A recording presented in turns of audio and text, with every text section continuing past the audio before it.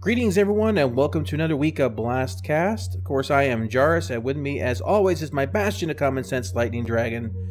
And this week, we are now 1 week not closer to 3.0. Of course, last week it was delayed till the 20th before Evocati will get their hands on it. Honestly, I don't think you're going to see it get pushed back more than this, because on the outer edges of that schedule of it going live, it looks like it's pretty much going to smack right up into Gamescom, which is kind of weird because that's basically a year after the announcement that it would be out in December. Oops. Hey, as far as Star Citizen goes, dates do not apply. Don't ever rely on them. Remember, Squadron 42, 2016. But once again, I don't really care about that. There's been a lot of new tech introduced into the game, and what I think they're doing, honestly, is I think they're squeezing in as many features as they possibly can to present as much as they can at Gamescom. There's probably a few things that were like close that they could have just wrapped it up and had to start testing without it, but the more stuff they can show, the better. I'm not worried about it. I'm really not. But I don't think there's going to be any more delays after this. I think it's this build or bust for them, because they're really going to want to show this off. So we'll see. Maybe I'm wrong. All right, so let's go ahead and get into Around the Verse. This was one of the, I'd have to say, this is probably one of the best ones that they've had, period. This is definitely one of the top ranked ones, fighting up there for Aaron Roberts' Sartorius mic drop, but definitely fantastic. All right, so it looks like one of the things they're looking at doing is using their new render-to-texture technology to allow for live video communication between players. And that's exciting to me. I really like the concept of that. That's like, you know, put them on comms and the screen changes. It's like Star Trek, and you got the guy's big ugly face there. Like, you know, could you just step a little to the right? You're a little off center. Or whatever. So, yeah. Basically, I want to know, though, if it's going to show, like some games when you talk into a microphone, the mouth syncs up with the avatar, and I wonder if that's going to be the same thing that's going to happen. Because I remember a while ago they talked about how they wanted to let us have a technology where we could scan our actual faces into the game. Though I will be honest with you guys, I will not subject you to that. I will save you that kind of damage to your eyes, but nonetheless, for a lot of people, that is one of those things that Jarus is secretly what is it? An incarnation of the Cthulhu monster. Yes. One of the spawn. There you go. It's a spawn of Cthulhu. Yes, and I'm just trying to spare everyone's sanity, so it's very important for me to maintain this human facade. No, but for me, having played, Lightning and I played Arma 3, Daisy, and things like that. And then when you talk in those games, you can see like the mouths move. And I remember the first time I used Track IR with that alone, and when I turned my head and my character's head actually turned to look at him, I thought you said that's creepy. Yeah, it really was. It would have been really creepy if I could work Track IR and manage to turn my head all the way around. That reminds me of Toy Story. We toys see everything, and Woody's head spins in 360. Yeah, maybe I could have done that, just adjusted sensitivity. Another really big piece of information here, kind of mentioned like in a sentence, which to me seems kind of underwhelming, but like you had to pay attention to catch it, is that the environmental art team is creating prototypes for procedural cities. This is to create massive cities and landing zones. Now, why I think this is important is that they had mentioned that a lot of these larger, more popular cities, that you would be automatically kind of flown to a landing pad, and then you would be restricted within the zone. They were saying that having the whole city fully fleshed out wouldn't be interesting. There wouldn't be a lot of content there. I tend to disagree. I tend to think that a fully live and breathing city would not be boring at all. In fact, it would give a lot of reason for having your ground vehicles and things like that. And so, and also I felt that if you had procedural planets, how do you justify basically having some sort of invisible border, invisible wall, if you will, that says you have to, once you're in this area, you have to land in one of our pre-designated zones, or you can't leave this certain area. To me, that's kind of like oh, what's that game, Lightning? The one that's kind of Space Engineers, Empyrean Galactic Survival. Yeah, Empyrean. Yeah, they have a problem with their poles and their planets. They haven't figured out how to mesh them yet correctly. So what they've done is they put like this yellow border around them as you approach it. What it is the default Unity engine. The Kerbal Space Program had this same problem. It still has this problem technically. Is what they're doing is you're taking a flat map and you're wrapping it around, so you'd have a cylinder, and then what you do is you close the top, and basically it makes the top really like jagged and really, really bad like shifts in terrain. And I believe with Kerbal Space Program, I think they had to go in there and by hand and fix a lot of that stuff. But that's the biggest problem they have. There are certain techniques you can do to get around it, but in Perion's case, I believe they're trying to work on the overall game, and the polls fix will come later. Yeah, but in a sense, it'd be kind of like that, because you approach a large city, it would kind of have to force you in a position where you couldn't just, like, say, land outside the large city and then walk into the large city, because otherwise, because if the city wasn't, if all that stuff that you saw around your designated interaction zones was just filler, then basically someone could land outside the city and walk up to basically a ghost town. They'd walk up to, for the most part, scenery.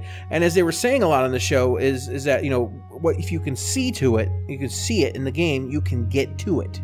So having that disconnect, that seems to be a common phrase lately. Yeah. So having that disconnect between everything procedural, everything reachable versus large city and limitations, they didn't mesh. They don't mesh it anyway. So how much content they're going to be able to get in there is debatable, but I think this opens up the possibility of even having like empty shops that players could rent to set up their own stores. I would love to see that kind of thing come in. I'd like to see players running their own shops. Give the players the ability to control that economy, that environment, and I don't think you'll be disappointed. Now, they went and showed Yellow's asteroid belt and how it's been improved. Of course, you see, like, when they pull back here at the start, it's all rings. And then you get closer and closer, and it's just all asteroids as you get right down into it. This was impressive to me, actually, on a couple levels. One, now having played a lot of Elite Dangerous, as anyone knows who plays Elite Dangerous, when you get to the rings of a planet, you hit, like, say, an extraction zone or something like that. You have to target it. You get to a certain area. You drop out of the jump. Super Cruise. Thank you. I don't know, the words falling in my head today.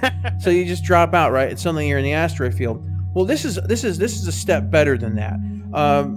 There is no targeting area, drop out. It's just, here's the rings. As you get closer, it turns into asteroids. Now you're in the asteroid field. To me, it shows really how much superior this engine's going to be for creating a believable universe. And don't get me wrong, I have no real complaints with the way Elite Dangerous does it. I mean, it's a clever system of hiding zones.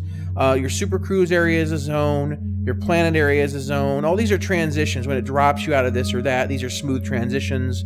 But for the most part, it's just, that's all it is. But to be able to go ahead and drop out of your high-speed flying directly into an asteroid field with no loading. Quantum drive or something? Quantum drive, yeah. Or whatever, even if you're just going at it like, a crew, whatever, what used to be called cruise mode, now it's just afterburner. But yeah, I mean... I hope they change the mechanic. It's so dumb. Yeah, it's a little weird. I mean, I have no doubt, though, there'll be more changes to the flight mechanics coming. Once they get the item system 2.0 in, and we have to deal with the actual physicalized components, real energy usage, and things like that, you're going to actually see, I'd imagine, them going back over and changing a lot of stuff about flight and how things interact with one another. So don't think you're looking anything close to the final version right now. I think everything we've been seeing for flight, for the most part, has been placeholders, best guesses, estimates, and some mechanics just need to die in a fire. All right, they showed a bit more of the Hull C. What I liked about what we saw here is, first of all, they said they were making sure that the Hull C's arms don't in any way clip into the structure or against themselves, and everything works smoothly. But looking at this, what was interesting to me was how thick and how sturdy everything has become. They've gone from coat hangers to girders. Oh yes, absolutely. Because before, in the initial models you saw, it was really, it had this air of just being flimsy as hell. Even the spire that you have, that the arms are attached to now, looks sturdier. So I'm very happy about that, because we'd mentioned several times across our shows that it basically looks like the ship would just, snap in half. Oh yeah, absolutely. So we'll have to see how this comes out, but great job, guys. I think this is looking a lot better, a lot more realistic. The inside of this ship, though, to me, it looks gigantic. I'm shocked. I mean, it's like, what is this? It's like that one scene where he's looking up. It's like, what is it? 3 floors in there? Yeah, it's like bigger than the Starfarer now. Oh my goodness! I know. It's absolutely amazing. It may not be like as long as far as the crew compartment goes, but I mean, just think if you're going Event Horizon style, you have the entire forward compartment, which is the crew section, living quarters and stuff. Then you have the giant tube you have to walk through, which may or may not be fully extended to get back to the engineering section where all your engines are, probably your power plant things. And it's like, this ship is going to be rather massive. In fact, probably one of the largest ships in the current game if they, released it today. Right, yeah, definitely. Of course, it'll be dwarfed by something like the E when I think everything gets dwarfed by the E when that comes out. But speaking of things that will actually come out soon that will dwarf the C, the Reclaimer. Oh man! Every time I see this ship, it just gets more and more impressive. They're down to basically the last 3 rooms on the final art. This can't come fast enough. I hope they put it in hangar, but obviously it's gonna be too big for a hangar. So I hope the owners of the Reclaimer, when they are logging in, they have an option of go to Reclaimer, and basically it's its own level. Well, for me, like this is what I look at as my primary source of income for the game. And the funny thing is, when you look at the scale of this thing, it's gonna be your capital ship. Oh yeah, I mean, when I bought it, to me it was just like one of those ships. Like I first got it because I kind of liked the way it looked. It seemed like it might be kind of a good idea. But the more I looked at, we're gonna have modifying. You can modify weapons. You then sell those weapons to other people. I'm like, wow, if you're a salvager, you could go out there and like find that stuff, then fix it, then modify it, and sell it. You're skipping the mining section, the processing section, and the manufacturing section, and you're getting the manufactured thing by salvaging. And you take these parts. Oh, well, this is good, or maybe it's not good, but you can sell it for a discount because that's scrap. Yeah. But I think one of the biggest reasons why you and I both bought the Orion and the Reclaimer is it was sold as this is the end of the line for mining and salvaging. These are the top of the line ships. There's nothing going to be bigger than these. There's nothing going to be better than these.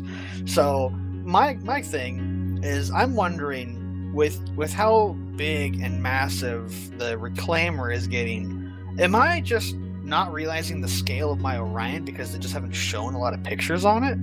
Because the Orion's actually longer than it. It's not bigger. I think it's. I think you're going to be equally as impressed with the Orion. I don't think you're going to have any complaints whatsoever about that. And that's going to be the hardest thing we're going to have to pick between you and I is who shipped that day. What are we doing? Are we mining? This week we're salvaging. Next week we're mining. No, I got a better idea. We go mining. We don't pay attention. An asteroid explodes. Then next week we salvage your wreck. Why the insurance replaces it? Oh, I hope not. No, that would be terrible. But yeah, what they did show on this planet, they were showing the layers, they're showing the graphical effects and things that were on there, and this kind of comes back. And some people were talking about this on the forums. The last effects that they were showing on there. Now, I don't have any problems with a lot of these effects. The problem I have is once again with this motion blur. I know, and everyone on this post for the most part was like, motion blur needs to die in a fire. I don't know many people who like motion blur. I have a computer more than capable of handling motion blur on every game that I have, and it's the first thing I turn off every single time. It some people causes nausea. It doesn't cause nausea for me, but each frame rate makes the game look worse. It also looks blurry and ugly. Right, and I first of all, if I want blurriness, all I have to do is take my glasses off. I got all the blurry I ever need.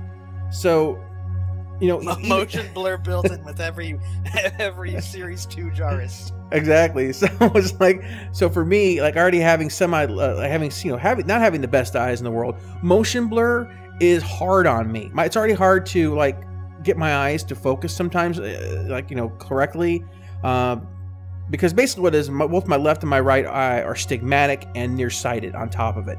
So no matter what distance I see things, it's blurry. And if I don't have glasses on, even if I do have glasses on, farther from the center of the blurriness, I get natural motion blur. I don't need them throwing that on there on top of that. It just makes everything a mess for me. So I use config files, obviously, and get rid of that when I play the game. But this obsession with motion blur, that better be an option in there to turn that off, or at least some way to modify it to get rid of it, because I think it's one of the worst effects that game companies have ever come up with. Game companies are obsessed with motion blur the way that they were obsessed with Bloom when it came out. Ugh. I mean, everything was a J.J. Abrams film. I didn't care what it was. It could have been chess, man. Yeah, it could have been chess, and there would have been Bloom on the reflection of the pieces. It didn't matter. Everything had that. Also, solar flare, the light flaring. Same thing with J.J. Abrams kind of thing. Basically, like where light reflects, you see like the circles on circles, and they're blinding you in the face. Those kind of things. Those are effects that just really get overused in games. And I said that was my only complaint. But man, this was just pretty. And this is one of those things that every time, you know, I've noticed a lot of things. I've been looking at a lot of Star Citizen channels. I've noticed that there's a lot of traffic slowdown on my channel, on other channels, and I think it's because people are just they're kind of like getting burned out on nothing new. And I don't blame you. I don't blame people for that at all. I think you know, I'm a little burned out, frankly. It's hard to talk about different subjects every week because we're waiting. Sometimes there's nothing to talk about too. Yeah, I made a show that was like 2 minutes. Like, sorry guys, nothing to talk about. See you next week. I mean, I made that show. So it's one of those things that I think a lot of us, 3.0 is we're holding our breath. It's what makes or breaks everything. And I guess kind of as a last thought, I didn't know if I was going to get into it, but I might as well just a little bit. I think the referral system needs to kind of be redone a little bit. And you know, I got my referral code down in the section below and in the comment, you know, in the description as always. But the thing is that I think the referral section, the referral system in the game needs a little bit of a more of a personalization. Like they would give you 3 referral codes, special ones a month that you could hand out to people you personally know, that they could go ahead and play with you for 30 days. And if they decide to go ahead and buy the game, then they get the 5,000 points. But it's like a 30-day trial. Instead of just waiting for that free fly where they have to fly with all the people. You know how hard it is to try to teach somebody the game systems on a free fly weekend when you can't even get into the same server because there's too many people playing. Not to mention the fact that it's going to be extreme lag because of all the people downloading. Right. So this referral will be more like a special one you're giving us a few a month you can use. You give it to a friend, they make an account, they log in with you, and it's not free flies, so they can see a normal kind of population. You get together with them, and then if they buy the game, you still get credit. I don't see the harm in that. Give them 30 days to try the game, or whatever time. It could be 2 weeks. It could be 1 week. I don't give a crap. But the point is that I think the referral code right now, it's a generalized code. I think they need to make something that's more personal, and that's just my general thoughts on it. I mean, maybe you have different thoughts on it. Leave them down below.